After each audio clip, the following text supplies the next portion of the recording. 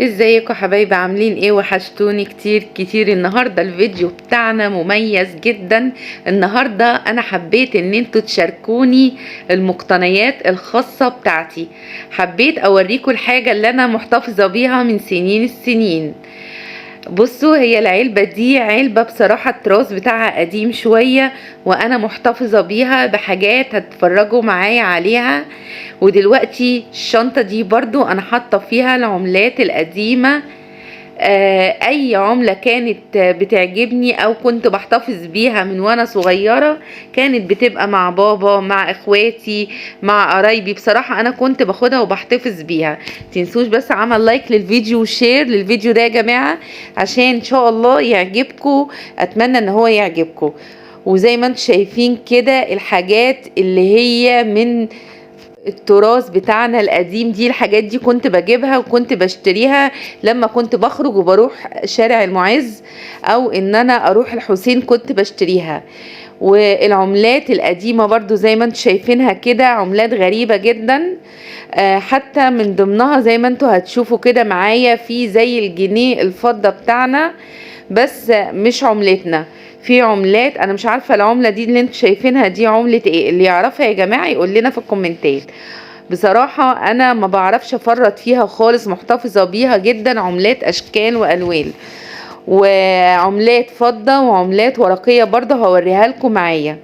وبرضو في حاجات مقتنياتي الخاصة هوريكم عليها دلوقتي. بصوا زي ما انتم شايفين كده، ده تقريبا اللي هو الشيلن بتاع زمان، بس اللي هو ميدي على نحاس او لونه احمر كده، كان شكله غريب قوي.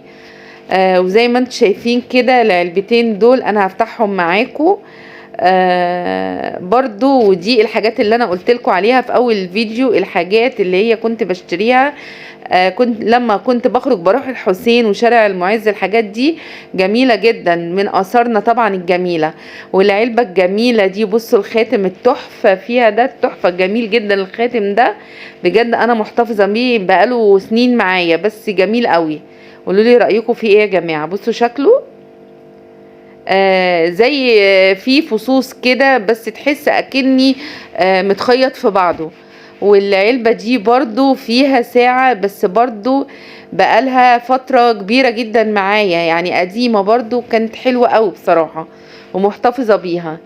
بس هي حاليا مش شغالة، بس انا بفكر بجد ان انا اشغلها وان انا اعيد احيائها تاني. يعني الحاجات القديمة دي جميلة قوي يا جماعة، دي ذكرياتنا بجد. يعني زي ما انتم شايفين كده العملات الورقية، ده اللي هو ال25 قرش بتاعت زمان.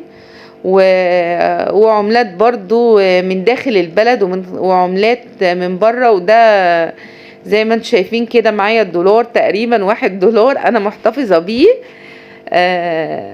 خلاص ده دلوقتي يا جماعة يعني معرفش بقى سعره غالي اوي الدولار، فطبعا ان احنا نحتفظ بيه دي حاجة كويسة جدا.